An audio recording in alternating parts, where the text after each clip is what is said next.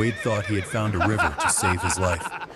What he didn't know was that this same No river one would leaves this change town his until we destiny are forever. done. Lost in the Arizona desert without water and without hope, the young cowboy plunged into crystal do not clear belong waters in to our survive. town. But when he opened his eyes, No 20 one is going Apache to help warriors you. surrounded him, their bows pointed directly at his heart.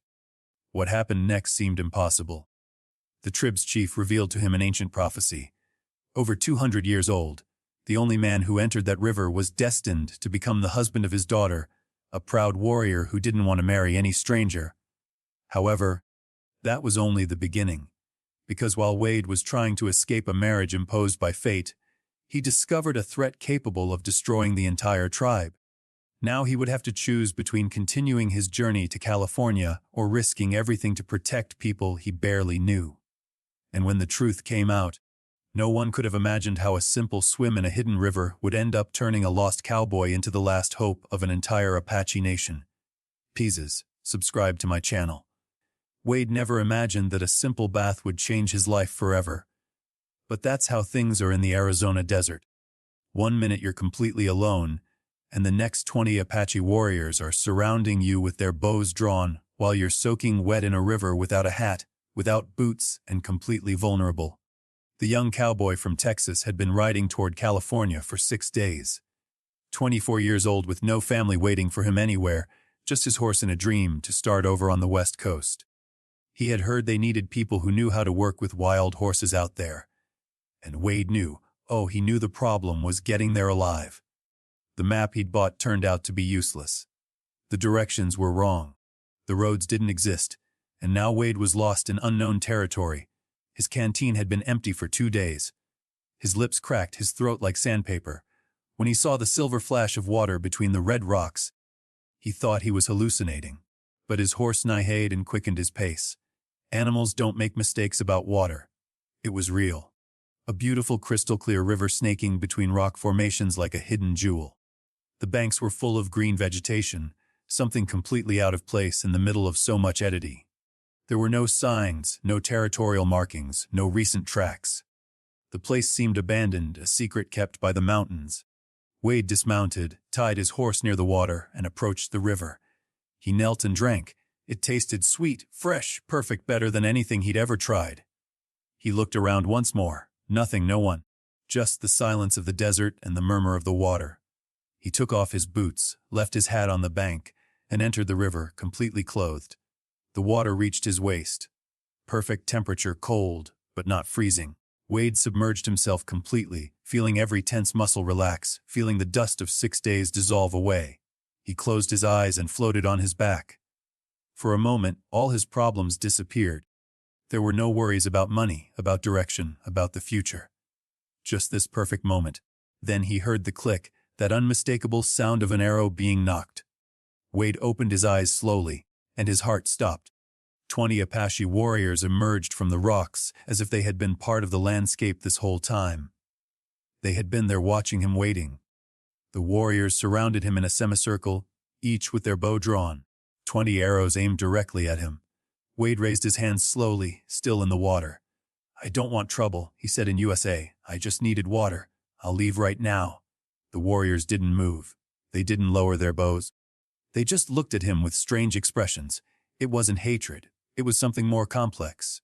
Surprise mixed with amusement. One of them whistled. From between the rocks, an older man appeared. He walked with the authority of someone accustomed to being obeyed without question. He wore eagle feathers in his gray and black hair, and his face showed the deep lines of many seasons. His eyes were the color of dark amber. "Get out of the water," he ordered in perfect USA. Wade obeyed immediately, emerging from the river with his hands raised. Water dripped from his clothes. He felt ridiculous and terrified. The older man approached. Studying Wade from head to toe, he walked around him in a complete circle. "Do you know where you just bathed, cowboy?" "No, sir. I saw the water, and I'm sorry if this place is important to your people." "I didn't know." "This is the River of Promise," the man said. "I am Karuk, chief of the Eagle River Apache tribe, and you have just broken or fulfilled a 200-year-old tradition." Wade blinked, confused. "Sorry." Karuk made a signal and the warriors lowered their bows, but they didn't leave. "An ancient tradition of my people says that only one man may bathe in these waters. The man destined to become the husband of my daughter. Wade's world stopped. What? Don't forget to subscribe to the channel and write in the comments which country you're watching from. It makes us happy to know where you're from. You heard correctly. For generations, this river has been reserved exclusively for the one chosen by destiny. The elders are watching from the hills. They all saw you enter. They are all witnesses, but it was an accident. I didn't know. I just needed water. Destiny doesn't understand accidents, said a female voice sharp as a knife. A young woman appeared among the warriors. Everyone stepped aside respectfully. She was tall with a posture of strength and confidence. Her black hair fell in a thick braid, adorned with turquoise beads. She wore finely worked leather clothing and a ceremonial knife hung from her belt. Her black eyes were bright, full of barely contained fury. "Feather," she said without taking her gaze off Wade. "Are you telling me that this lost cowboy is going to be my husband?" Sienna. Kuruk spoke patiently. "The tradition says the tradition was created in other times." Sienna walked toward Wade, looking him over with disdain. "Look at him. He's soaking wet. He probably doesn't even know where he is. Wait a moment." Wade found his voice. "I didn't ask for this either, miss. I can get on my horse right now and disappear. No one is going anywhere." Kuruk's voice resonated with authority. "Sienna, Wade will come with us to the camp. The Council of Elders will decide. But I warn you," his gaze turned serious. "The last time someone ignored this tradition, our crops failed for 3 years. I will not put our tribe at risk for pride." Wade looked at Sienna. She looked at him. In both their eyes was the same expression. Absolute horror. The warriors escorted him to his horse. Wade retrieved his boots and hat, mounted, and followed the group toward the Apache camp. Could feel Sienna's gaze burning into his back. "This has to be a nightmare," he muttered. But it wasn't. And what Wade couldn't imagine was that this accident in the river would not only change his destiny, but would also save the entire tribe from a danger they hadn't yet seen coming. The Apache camp appeared after 2 hours of travel through canyons and rock formations. Wade never would have found it alone. It was perfectly hidden in a valley protected by natural walls of redstone, invisible from any direction until you were practically on top of it. When they entered, all activity stopped. Women grinding corn looked up, children playing frozen place. Elders sitting in the shade stood slowly. Everyone looked at Wade with the same expression. Amazement mixed with curiosity. "It's him." Wade heard an old woman whisper. "The man from the river." "After so many years," said another voice. "The tradition is fulfilled." Wade felt as if he were on a stage and everyone knew the script except him. His horse moved nervously through the crowd forming on both sides of the path. Sienna rode ahead with her back straight, never looking back once. They reached the center of the camp where a large circle of stones marked the meeting place. Kerr dismounted and raised his hand. The silence was immediate and absolute. "People of the Eagle River," his voice resonated with power. "Today we have witnessed something not seen since my grandfather's time. A man has entered the River of Promise. The ancient tradition has been fulfilled." A murmur ran through the crowd. Some looked excited, others confused, some clearly skeptical. "This is Wade, a cowboy from Texas. He didn't know our tradition. He didn't know what he was doing. But the elders saw him from the hills. I saw him. My warrior saw him. We cannot deny what we all witnessed." Wade dismounted clumsily, feeling exposed under so many eyes. A small girl approached and touched his boot curiously, as if confirming he was real. Her mother pulled her away quickly, but with a kind smile. "The Council of Elders will meet tomorrow at dawn," Kuruk continued. "Until then, Wade will be our guest. Let no one treat him with hostility. What the river decided we do not question." Sienna finally turned. Her eyes met WD's for a moment. In them was something more than anger. Now there was pain. Without a word she turned and walked toward one of the largest tents in the camp. "Come," Kuruk said to Wade. "I'll show you where you'll sleep tonight." He led him to a small tent, but well made, with furs on the ground and an opening at the top for smoke to escape. It was simple but comfortable, better than many places Wade had slept on the trail. "Rest," Kuruk said. "Someone will bring you food. Don't try to escape." The warriors watched the entire perimeter, and the desert at night is more dangerous than any prison. "I'm not going to escape," Wade replied. "But I need you to understand something, Chief Kuruk. I didn't come here looking for a wife. I didn't come looking for trouble. I just wanted water." "I know," Kuruk nodded. "And for that very reason, Perhaps you are the right man. Those who seek power rarely deserve it. Those who seek love rarely find it.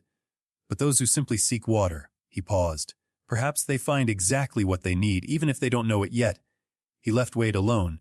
The young cowboy sat on the furs, finally removing his still damp boots. His mind was a whirlwind 12 hours ago. His biggest worry was finding the right road to California. Now he was trapped in an Apache camp, engaged to a woman who hated him because of a tradition he didn't understand. "This is definitely not the plan," he muttered. An hour later, an older woman entered with food. Venison stew, cornbread, and fresh water. She didn't speak, just left the food and left. Wade ate in silence, listening to the sounds of the camp outside. Children's laughter, conversations in Apache, the crackle of campfires. When he finished, he stepped out of the tent. The sun was beginning to set, painting the sky in oranges and reds. He walked slowly through the camp, aware that everyone was watching him, but trying not to be obvious about it. He found Sienna sitting alone on a large rock at the edge of the camp, gazing toward the horizon. For a moment, Wade considered walking away, but something compelled him to approach. "Can I sit? It's a free country," she replied without looking at him. More or less, Wade sat, leaving a prudent distance between them. They remained in silence for long minutes, watching the sun disappear behind the mountains. 23 years, Sienna said finally. Her voice was different now, less hostile, more tired. 23 years I've lived with this tradition hanging over my head like a storm cloud. Every man my father brought to camp, every alliance with other tribes. There was always that unspoken question. Is it him? Is this the moment? Wade listened without interrupting. I learned to ride better than any warrior. I learned to track, to hunt, to read the stars. I made myself strong, capable, independent. I thought if I proved my worth, my father would forget that old tradition and let me choose my own path. But he didn't, Wade said softly. He can't. Sienna finally looked at him. Not because he's cruel. My father is the wisest man I know, but he is also trapped by tradition. The whole tribe is 20 years ago there was a terrible drought. The elders said it was because the tradition had been ignored for too long. Since then, my destiny has been sealed. And then I show up, Wade said. A stupid cowboy who just wanted to drink water. For the first time, something like a smile crossed Sienna's face. It was brief, but Wade saw it. Yes. A stupid cowboy who didn't even know where he was. For the record, Wade said, I don't want this either. Nothing personal against you. It's just that I had plans. California, a new beginning. And that definitely didn't include marrying someone I just met because I swam in the wrong river. At least we agree on that. Sienna stood up. Tomorrow the council will decide. Maybe they'll find a way to break the tradition without consequences. Maybe not. But I want you to know something, cowboy. What if we have to do this? If there's really no way out? Her eyes shone with determination. Don't expect me to be a silent, submissive wife. You don't know me yet, but when you do, you'll understand that I don't bend easily. I wouldn't expect anything less, Wade replied honestly. Sienna nodded once and walked away toward her tent. WDE stayed sitting on the rock as the first stars began to appear. Around him, the camp prepared for the night. Campfires lit. Families gathered, the occasional sound of a soft song in Apache. It was a beautiful place, Wade thought. Peaceful. And yet, he felt the tension beneath the surface. Something else was happening here. Something he didn't fully understand yet. Tomorrow would bring the council. Tomorrow his future would be decided. For now, he could only wait and wonder how a simple trip to California had turned into this. WDE slept poorly that night. Every sound in the camp woke him. A horse neighing, distant voices, the wind moving the tent skins. When the first ray of light pierced the top opening, he was already awake. The same older woman from yesterday entered with food, warm tortillas, and something like herbal tea. This time she stayed for a moment, watching him with kind but curious eyes. The council awaits you when you finish eating, she said in Spanish with a marked accent. Do not be afraid. The elders are wise. Wade nodded, thanking her with a gesture. He ate quickly without real appetite, only out of necessity. Then he left the tent. The camp was already fully awake. Women prepared food. Children ran between the tents. Warriors checked their weapons and equipment. But Wade noticed something strange. Many of the men had worried expressions. They spoke in low voices in small groups. A young warrior approached. Follow me, the council is assembled. He led Wade to the stone circle in the center of the camp. 5 elders were seated in a semicircle with Kuruk in the middle. To one side stood Sienna, arms crossed, expression tense. Around the circle, at least 50 people had gathered to witness the decision. "Come forward." "Wade of Texas," Kuruk said. Wade walked to the center of the circle, feeling the weight of all eyes upon him. One of the elders, an incredibly old man with a face furrowed by 1,000 wrinkles, spoke first. His voice was surprisingly strong. "I have lived 82 winters. I saw when my own grandfather established this tradition of the River of Promise. It was not a whim. It was a vision, a pact with the spirits of these lands." Another elder continued. "For generations no man entered that river. It was forbidden, Hakleer's throat protected until yesterday." "The question is simple," said an old woman with completely white hair. "Was it coincidence or was it destiny? Is this man the one who must join our tribe?" Kuruk stood up. "Elders, people. Before deciding about Wade and my daughter, I must share something I have kept silent for too long." A murmur ran through the crowd. Sienna looked at her father with surprise. "In recent moons, our scouts have brought troubling news. There is a group of thieves operating to the north. They are not Apache. They are not white men. They are outlaws from everywhere, men without law or honor. They have attacked 3 camps in recent months." Wade saw several warriors nod gravely. This was not new to them. "And worst of all," Kuruk continued, "is that they have discovered our greatest treasure." "Treasure?" Wade asked, unable to contain himself. "Our horses," Kuruka explained. "For generations we have raised the finest horses in the territory. Fast, strong, resilient. They are worth a fortune. These thieves know it. They have been watching us, waiting for the right moment." Sienna finally spoke. 3 nights ago, they tried to steal 10 horses. We stopped them, but they took 2. They will return. We know it." "We have good warriors," said one of the elders, "but not enough. And these thieves are many well armed. If they attack in force, we will lose everything." Wade began to understand. "And you think I can help?" Kuruk looked directly at him. "Cowboy men of your trade know horses. They know trackers. They know the tactics of outlaws. But more importantly, if you join our family, you officially become part of our tribe. And that means you can go to the nearby town, speak with the sheriff, seek help. We cannot. The distrust is great." Sienna walked to the center. "For years, we have lived isolated, protected by our location. But now they have found us. We need allies. We need someone who can move between both worlds." Wade processed the information quickly. "So, this isn't just tradition.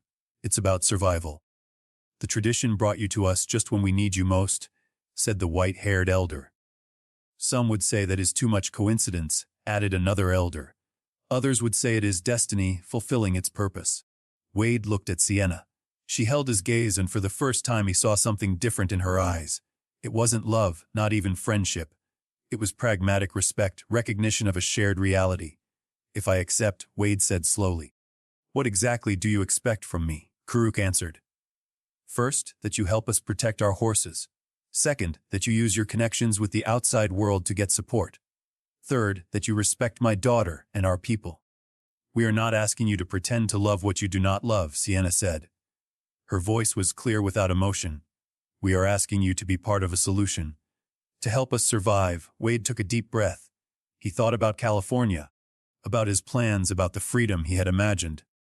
But he also thought about these people, about their situation, about how kind they had been to him despite everything. "I have conditions," he said finally. "Speak," Kuruk ordered. "First, I want to know exactly what we're facing. How many thieves, how they operate, what resources they have. Second, if I'm going to help, I need freedom to move, to make tactical decisions. Third," he looked at Sienna. "Your daughter and I need to be able to work together without constant hostility." "I can work with anyone if the goal is clear," Sienna replied coolly. "Even you," the elders looked at each other. There was a long moment of silence. Finally, the oldest nodded. "I see the hand of destiny in this. A stranger arrives just when we need him with exactly the skills we require. I accept." One by one, the other elders nodded. Kuruk stood up. "Then it is decided. Wade of Texas, we welcome you to our family. The union ceremony will be in 7 days. Until then, you will work with Sienna to prepare our defenses." A tentative applause spread through the crowd. It wasn't an enthusiastic celebration, but there was acceptance, there was hope. Wade and Sienna looked at each other. Neither smiled. Neither pretended happiness. But there was an understanding now, a shared mission. I need to see the horses, Wade said. Understand what we're protecting. Follow me, Sienna replied, turning around. As they walked toward the corral, Wade felt that something had changed. He was no longer a prisoner of tradition. He was a partner in a battle for survival. It wasn't romance. It wasn't the magical destiny the elders imagined. It was something much more real. Two very different people united by necessity, facing a common danger. And maybe Wade thought that was even better than destiny. The corral were at the northern end of the camp, protected by natural rocks that formed a perfect semicircle. Wade stopped dead when he saw them. They were magnificent. 30 horses, maybe more. Each one a masterpiece of selective breeding, shining coats, defined muscles, intelligent eyes. Wade had worked with horses his whole life, but he had never seen specimens like these. Impressive, right? Sienna said, noting his reaction. For the first time, there was a touch of pride in her voice. They're incredible. Wade approached the fence slowly. A black stallion came near, sniffing his hand curiously. How long did it take you to breed this line? 4 generations. My great-grandfather started with 2 exceptional wild horses. Each generation selected only the best to breed.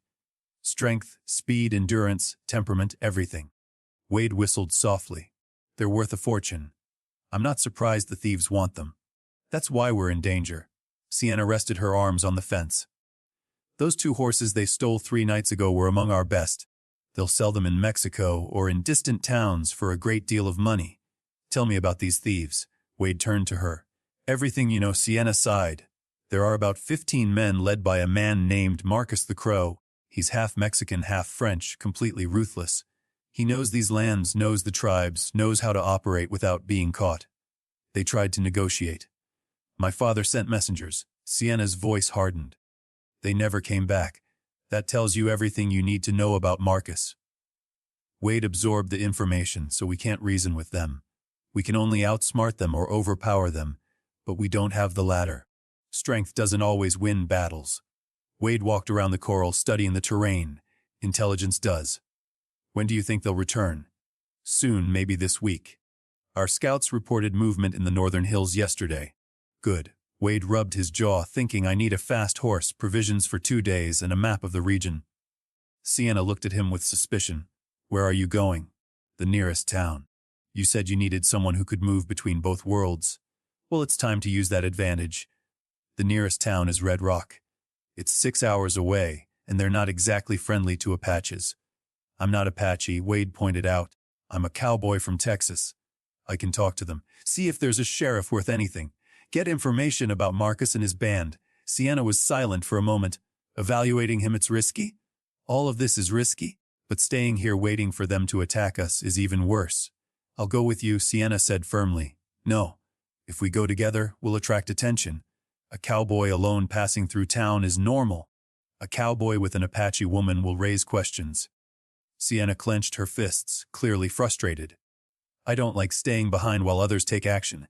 You're not staying behind while I go to town. You're organizing the defenses here. We need constant vigilance in the hills, escape routes if things go wrong, and a plan to move the horses quickly if necessary. Sienna's eyes lit up slightly. You're actually thinking about doing this together? Of course. We said we'd work as partners. While partners play to their strengths, my strength is moving in the outside world. Yours is knowing this territory and organizing your people. For the first time since they'd met, Sienna smiled. It wasn't a big smile, but it was genuine. Maybe you're not as useless as I thought, cowboy. How kind of you? Wade replied with irony. They spent the next 2 hours planning. Sienna showed him maps drawn on hides, explained the dangerous points on the road, gave him names of people in Red Rock who might be allies or enemies. Wade took mental notes of everything. When they were ready, Sienna led him to choose a horse. She pointed to a caramel-colored mare with a white star on her forehead. This is Quick Wind. She's the fastest we have. If you need to escape, she'll save you. Wade approached the mare, letting her smell him. Hello, beautiful. Ready for a trip? The mare snorted softly as if she understood. While Wade saddled the horse, several warriors approached. One of them, a young man with a scar on his cheek, handed him a full canteen. For the road? He said simply. Another gave him a wrapped package. Food? My wife prepared it, one by one. Members of the tribe approached with small offerings. A sharp knife, a better drawn map, advice about the terrain. Wade realized something had changed. He was no longer the stranger who had invaded their river. He was someone who was trying to help. Karuk appeared just as Wade was about to mount.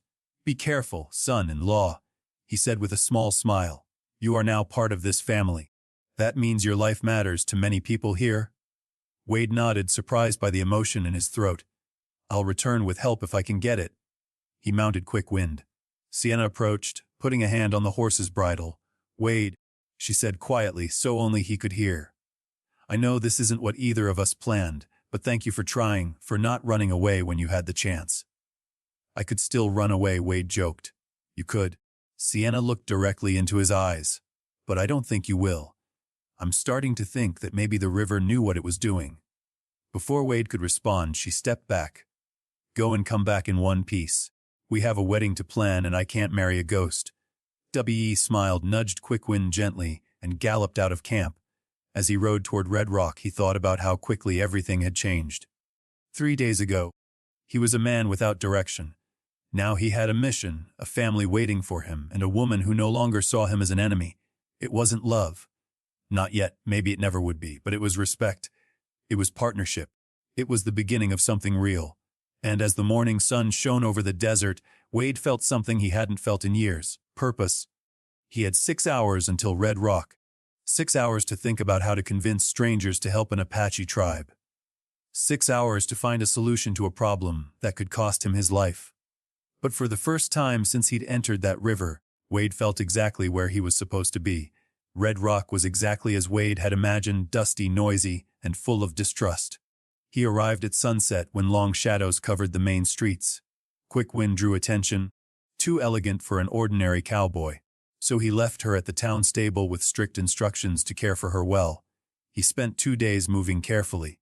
He talked to merchants, to passing cowboys, to the bartender at the town's only decent establishment. He listened more than he spoke, and what he heard confirmed everything. Marcus the Crow was known, feared, hated. But no one did anything because no one wanted to be next on his list. The sheriff was old and corrupt, probably receiving money from Marcus to look the other way. "You won't find help here, friend," a horse trader told him. "Everyone knows what Marcus does, but everyone has families to protect. No one's going to risk their neck for some Apaches." But Wade did find something valuable: information. Marcus operated from a canyon to the northwest. 15 men, as Sienna had said. He had a regular buyer in Mexico who paid fortunes for quality horses. And they were planning a big attack, not just to steal horses, but to eliminate the Apache tribe completely and take their territory. It was worse than they thought. Wade bought what he needed in town: ammunition, strong ropes, tools. He spent almost all the money he had left. Then on the 3rd day, he rode back to camp with a plan forming in his mind. When he arrived, the entire camp came out to greet him. Sienna was the first to reach his side. "I thought maybe you wouldn't come back," she said, but there was relief in her eyes. "I promised I would." Wade dismounted. "We all need to talk." An hour later, the council was assembled again along with all the tribe's warriors. W.E. shared everything he had learned, faces darkened with each word. "We can't win a direct battle," Wade concluded. "They outnumber us. They're better armed, and they know the terrain." "Then what do you suggest?" Karuk asked. "That we run." "No, I suggest we give them exactly what they want." Confused silence filled the circle. "Explain," ordered one of the elders. Wade smiled. "Marcus wants the horses." "Fine, we'll give him the horses, or at least he'll think he has them." Over the next hour, Wade explained his plan. It was risky. It required perfect timing, and it depended on Marcus being exactly as greedy as Wade suspected, but it could work. Sienna was the first to speak when he finished. "That's insane completely," Wade admitted. "But it could work." She looked at her father. "If we do it right," the elders deliberated. Finally, Karuk nodded. "We'll do it. We have 3 days before the union ceremony. We'll use that time to prepare everything." The next 3 days were a whirlwind of activity. Wade and Sienna worked side by side from dawn until after dark. They organized teams, prepared positions, rehearsed every step of the plan. At some point, they stopped being two strangers forced to be together and became a real team. "You're a better strategist than I expected," Sienna said the night before the ceremony. "And you're a better leader than you admit," Wade replied. They were sitting by the fire reviewing the final details. Sienna looked at him differently now, with something that might have been the beginning of genuine respect. Perhaps even affection. Wait about tomorrow. The ceremony? He nodded. I know, I don't expect it to be real. Not yet, maybe never. But I want you to know, she searched for the right words. It doesn't bother me anymore. The idea progress, Wade smiled. A week ago, you wanted me to disappear. A week ago, you were a problem. Sienna returned the smile. Now you're a partner. Maybe in time something more. The morning of the ceremony arrived clear and beautiful. The entire camp was decorated with wild flowers and colorful fabrics. The women had prepared a feast. Children ran excitedly. Wade dressed in new clothes that had been made for him, a mix of cowboy and Apache style. When he came out of his tent, he saw Sienna waiting. She wore a white leather dress decorated with turquoise beads and shells. Her hair fell loose over her shoulders. She was stunning. You look beautiful, Wade said honestly. You don't look terrible either. Sienna replied with a small smile. The ceremony was simple but meaningful. Karuk spoke about the union of two worlds, two different people finding a common purpose. The elders gave their blessings. The tribe sang traditional songs. But the moment no one would forget came when it was time for the exchange of gifts. Sienna gave Wade a ceremonial knife that had belonged to her grandfather. So you always carry a piece of our history with you. Then came WDE's turn. I don't have much, he began. I'm just a cowboy who lost his way and found something much better. But I want to give this tribe something worthwhile. From a leather bag, he pulled out a rolled piece of paper. He unrolled it so everyone could see. It was a detailed map he had drawn during his travels, showing hidden valleys, water sources few knew about, safe routes through the desert. This map shows a secret valley 2 days from here, Wade explained. It has permanent water from underground springs, plentiful grass, and it's completely hidden by rock formations. It's the perfect place to raise horses safely, away from thieves and trouble. A murmur of amazement ran through the crowd. But that's not all, Wade continued. He pulled out another paper. This is a sales contract I prepared in Red Rock. I have officially registered that valley under the name of the Eagle River Apache tribe. It now belongs to you legally. No one can take it away. The silence was absolute.